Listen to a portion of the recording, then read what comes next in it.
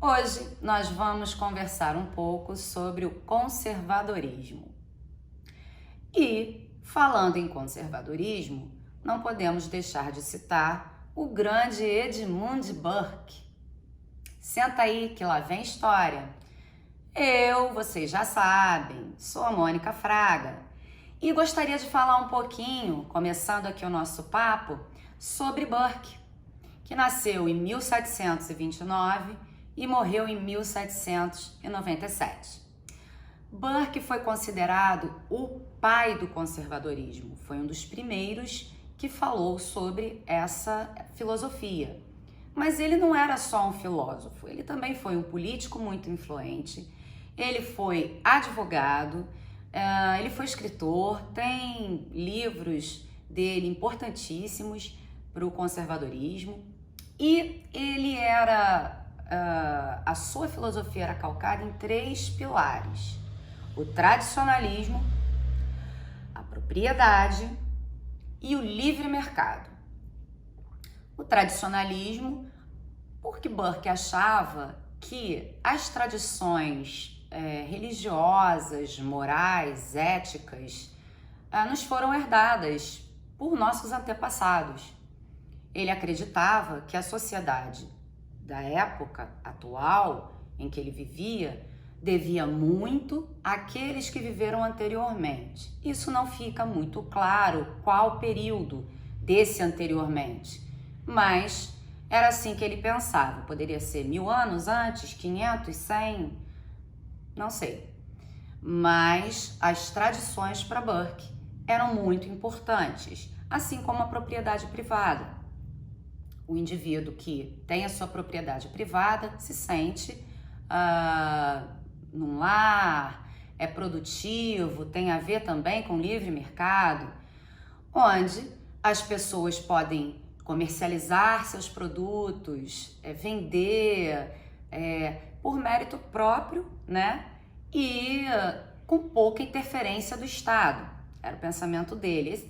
É basicamente isso que ele pensava. Tem muito mais coisa, mas é para vocês entenderem assim o básico. Burke desprezava o pensamento iluminista. Pensadores como Rousseau e Voltaire, por exemplo, para Burke não tinham muita importância, né? Porque os iluministas, eles eram modernos, eles gostavam de apostar no novo, naquelas mudanças bruscas, e Burke achava que as mudanças bruscas não faziam muito sentido, pois poderiam haver rupturas graves e isso ser muito prejudicial às sociedades. Como se fosse uma casa velha em que nós morássemos. Moramos nessa casa há 20 anos, né? A casa tá velha, cheia de rachaduras. Para Burke, o ideal a ser feito é reformar essa casa. Se a família cresceu, a gente constrói mais um cômodo. Já para os iluministas, o que deveria ser feito era derrubar essa casa e construir tudo de novo. Então, essa é uma diferença. Eu dei esse exemplo para ficar mais claro, né? Qual a diferença entre os pensamentos dos iluministas e dos conservadores. Burke era um duro crítico à Revolução Francesa, pois ele achava que mudanças bruscas não eram boas para a sociedade. E a Revolução Francesa era mais ou menos isso, onde aquele fervo todo na Europa de revolucionários, né, querendo derrubar a monarquia e tal, para ele aquilo ali não era bom, porque as reformas políticas para Burke deveriam ser feitas de modo gradual, devagar e sempre, até que chegasse a um consenso em que todos ficassem felizes, né? Acho curioso também que Burke não tenha sido tão não tenha feito tanto sucesso ou reconhecimento, tenha tido tanto reconhecimento na época dele, como um Kant, por exemplo, ou um Hegel, porque ele foi tão importante para o conservadorismo, ele é considerado o pai do conservadorismo, e, enfim, talvez tenha sido porque séculos e séculos nós sofremos tantas tentativas de imposição de regimes socialistas, vivemos em regimes socialistas, que talvez tenham suprimido muita literatura conservadora para que pudéssemos ter um contraponto, né, de ideias. Tá ok? As obras de Burke, que ficaram bastante conhecidas, que chamaram muita atenção, eu vou citar duas, né? As investigações filosóficas, que tratava das origens das nossas ideias, né, do belo, o que o indivíduo pensava sobre o sublime, etc. E as reflexões sobre a Revolução na França, que é a ideia que fundamenta a autonomia do indivíduo, né? Nessa obra ele fala sobre isso, mas que esse indivíduo tem as suas próprias ideias, mas que essas ideias não interfiram no todo. É basicamente isso que Burke falava nessas duas principais obras. Para Burke também, a sociedade não é o que acontece aqui e agora, mas o que foi nos deixado, né? A gente já conversou sobre isso aqui, já falei, pelos nossos antepassados, mas também o que nós vamos deixar para gerações futuras, né? A sociedade hoje é o que foi o passado e a geração futura será o que nós somos hoje. É mais ou menos isso que Burke pensava. E puxando a discussão para um campo mais religioso, Burke diz que o contrato que sustenta as sociedades é um contrato com Deus. Olha, as tradições religiosas, a fé cristã e toda a base que nós temos hoje na sociedade, né, no Ocidente, é cristã. E para Burke, a religião era uma coisa muito, muito importante, né? Nós somos indivíduos falhos, indivíduos imperfeitos e pecadores, na opinião dele. E nós devemos sempre buscar nos antepassados os ensinamentos cristãos. Burke era adepto também da justiça social, muito mais do que o Estado. Mas, em contrapartida, ele defendia que o Estado devia organizar as sociedades, minimamente possível, para que nós também não virássemos ou sofrêssemos, fôssemos vítimas de uma ditadura, de um totalitarismo, por exemplo, né? Basicamente, esse era o pensamento do nosso pai do conservadorismo. E nesse vídeo eu também gostaria de citar um grande filósofo que eu gosto muito, mais contemporâneo, para dar uma quebrada aí, uma contrapartida, que é o Roger Scruton, que nasceu em 1944 e infelizmente morreu esse ano, no início do ano.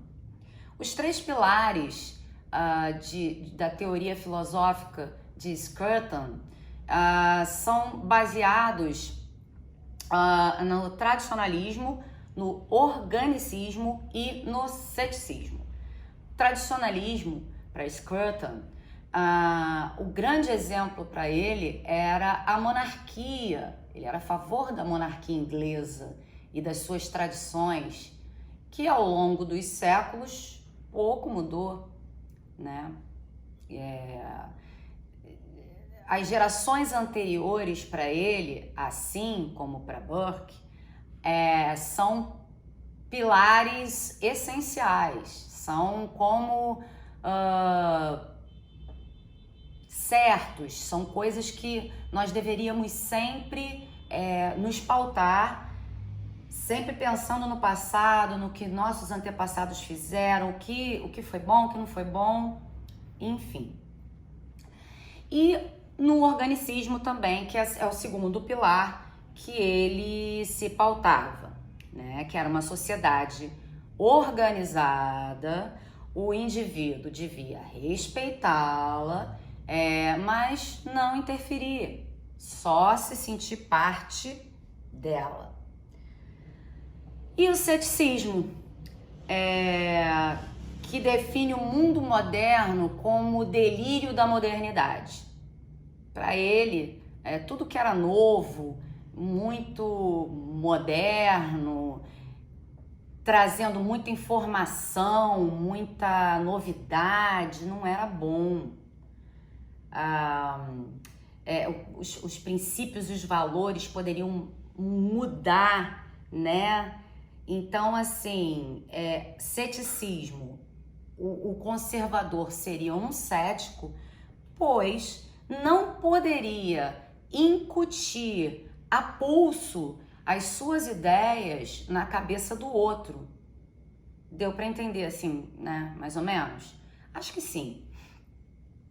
O conservadorismo para Scruton é isso, né? Não impor as suas ideias, não deixar que as pessoas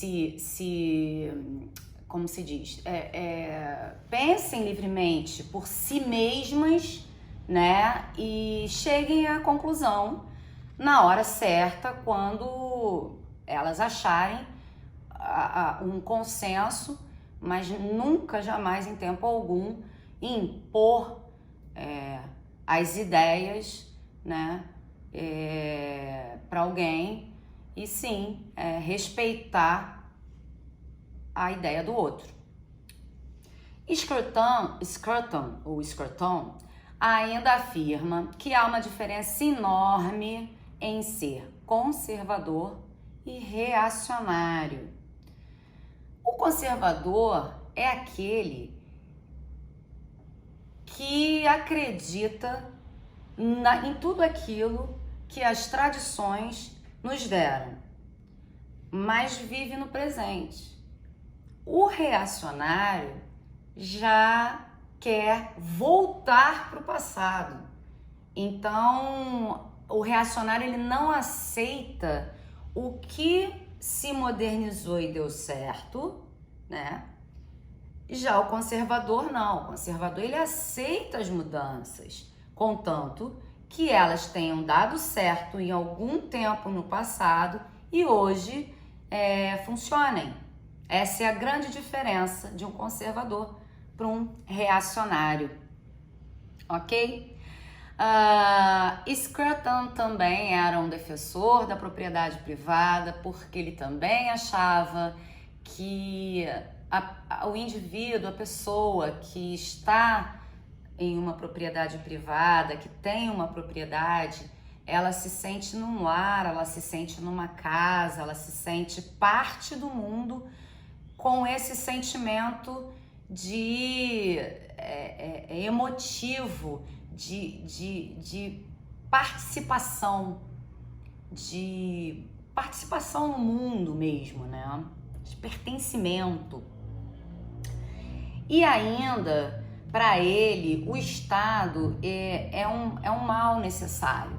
Por quê? Porque o Estado ele precisa garantir as leis, ele precisa garantir a ordem, por menos que o Estado, por mais que ele achasse que o Estado tinha que interferir pouco na sociedade, ele também defendia a participação mínima do Estado para garantir a lei e a ordem, para não virar bagunça, anarquia, né? Enfim, Scruton é um autor, um escritor contemporâneo muito, muito importante. Eu, inclusive, indico a vocês a pesquisarem um pouquinho sobre ele. Eu já li bastante sobre ele, gosto muito. E depois, no final do vídeo, eu vou mostrar alguns livros para vocês terem ou lerem, comprarem, pesquisarem. Agora que eu já falei um pouco sobre alguns autores que eu gosto e que seria necessário falar para vocês entenderem melhor, eu vou dar uma definição básica assim do que é o conservadorismo, o que é ser um conservador. O conservador é aquele que se opõe a mudanças radicais, que resiste muito às transformações rápidas, sociais, políticas, religiosas, e da moralidade, né, da ética.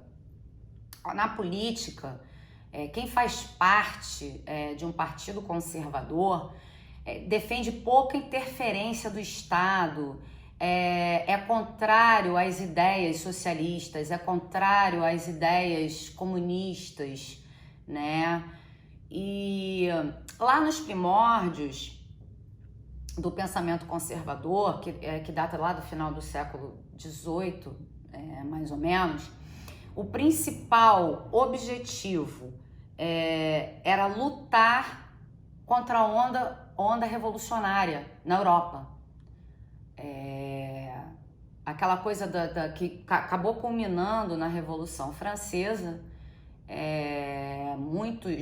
Havia muita conspiração revolucionária e por isso que surgiu o pensamento conservador, que era totalmente contrário a isso. Mas a gente não pode também entender o conservadorismo como um conjunto de ideias definidas, como os valores e tudo de uma mesma maneira, porque isso vai variar muito de acordo com o tempo e de acordo com o lugar, né? De acordo com a época em que nós estamos vivendo e de acordo com o lugar que nós estamos. Então, o pensamento conservador, ele difere nisso daí, né? No colonialismo, por exemplo, os conservadores eram bem diferentes lá, né, nos séculos passado, retrasado, mas ao mesmo tempo os valores familiares, tradicionais, éticos, morais, cristãos eram os mesmos, ok? Mas assim, também não é certo a gente achar que os conservadores não queiram progredir. A gente fala, né, que eles estão muito ligados no passado, que eles não... Fica parecendo que o conservador é um cara assim, vamos dizer, retrógrado, né?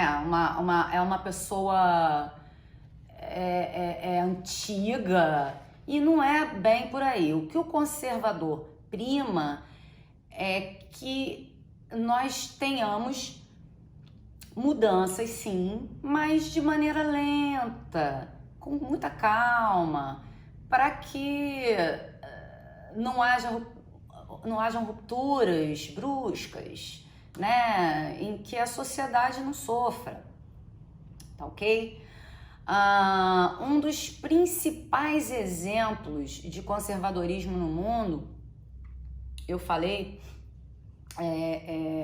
inclusive Scruton, para ele era um exemplo, um modelo ideal de conservadorismo, é a monarquia britânica, que durante séculos e séculos e séculos tá aí, pouca coisa mudou, né? As tradições são as mesmas, familiares, monárquicas, né? Reais, morais, éticas, e é muito admirada. A monarquia inglesa é muito, muito admirada na Inglaterra e no mundo todo. E um fato curioso comentar, o príncipe Harry abandonou, vamos comentar uma coisa nova, né, que tem pouco tempo, abandonou os seus direitos reais, muito influenciado pela mulher dele, a Meghan, a atriz de Hollywood, que sempre foi uma ferrenha defensora do comunismo, do socialismo, né? E uma feminista de carteirinha. Ela conseguiu convencer o cara a largar lá a realeza e foi-se embora com ele, viver a vida aí de plebeia com ele lá e o filhinho, enfim. Mas é a vida. Eu não concordo. Eu acho que ela levou ele assim meio que para um mau caminho. Mas quem sou eu para julgar, não é verdade? Cada um com seu cada um. Mas a onda mais relevante, conservadora dos últimos tempos, voltando agora aqui para os tempos atuais, para mim foi a eleição de Donald Trump nos Estados Unidos, contrariando todas as pesquisas em que apontavam para a derrota dele, e o cara com promessas conservadoras, como por exemplo travar um pouco a imigração que estava descontrolada, né? A construir um muro, né? Ali na divisa do México. E em cima dessas promessas de campanha, o cara foi eleito. Para mim, isso foi uma grande onda conservadora, né? Aqui no Brasil, embora eu ache que a essência seja conservadora, sempre foi, nós fomos muito privados, né? Como eu comentei sobre a obra de Burke, nós fomos muito privados de discutir esse ponto de vista do conservadorismo. Não tínhamos na escola, a não ser um pouco no regime militar, mas como eu era muito pequena, pouca coisa foi me apresentada. Eu já maior é que eu fui pesquisar e fui me aprofundar mais sobre as questões conservadoras, o que realmente era o conservadorismo. E abriu bastante a minha cabeça, mas a gente não aprende na escola, muita gente não aprende, não sabe, e por décadas e décadas nós fomos excluídos dessa discussão, liberalismo, conservadorismo, e eu acho isso muito ruim, né? Gostaria também aqui nesse vídeo de citar um cara também que é vivo, né? Que tem uma grande importância nessa virada aí na eleição do presidente Bolsonaro para cá, que é o Olavo de Carvalho. Todo mundo já ouviu falar dele. O Olavo, ele tem uma importância muito, muito forte na disseminação do conservadorismo. O Olavo era um cara de esquerda, não sei se vocês sabem. Quem já estudou um pouco sobre ele sabe que lá atrás ele era um cara de esquerda, né? E com o tempo ele foi se encontrando e se transformou num conservador. A grande importância para mim do Olavo, claro, entre outras, mas para mim o grande legado que ele vai deixar é ele ter descortinado o Foro de São Paulo, que é uma reunião, vamos dizer assim, um conluio, uma convenção, como dizer, uma reunião mesmo de países socialistas na América Latina para que seja formado um bloco único na América, vermelho, de países socialistas, como na antiga União Soviética, algo parecido com isso. E o Olavo, ninguém sabia desse tal Foro de São Paulo há coisa de 10 anos atrás. Falar em Foro de São Paulo, que é isso? Isso foi feito pelo Fernando Henrique Cardoso, fundado pelo senhor Lula, pelo senhor Fidel Castro, o defunto, nos idos de 1989, 1990, uma coisa assim. Esse convênio aí de países socialistas se alimentando, se locupletando um do outro, com bastante falcatrua e corrupção, né? E o Olavo mostrou isso pra gente. Então, eu acho que o Olavo de Carvalho, perdão, tô falando tanto que a gente até enrola a língua, né? Mas faz parte. Foi um cara muito importante nesse sentido. E ele tá aí. Quem quiser estudar o Olavo de Carvalho, tem muita obra dele, é só você dar um Google que você vai ver. Eu não tenho nenhum livro dele aqui agora, mas recomendo também. É bem bacana, é uma leitura bem fácil. Ele é um cara que fala fácil, que escreve bem e é bem bacana. Essas discussões, gente, essas questões, né, do conservadorismo, elas são importantes para que na hora do voto o eleitor tenha entendimento, tenha consciência do que realmente faz diferença na vida dele. É por isso que eu tô fazendo esse vídeo aqui hoje, mostrando para vocês, talvez alguém ou muitos nunca tenham ouvido falar sobre o conservadorismo. Eu tô falando de uma maneira assim para vocês bem simples, para que vocês consigam entender, consigam concatenar e discernir, né? Quanto mais informação, quanto mais leitura, quanto mais comparação, melhor vai ser, né?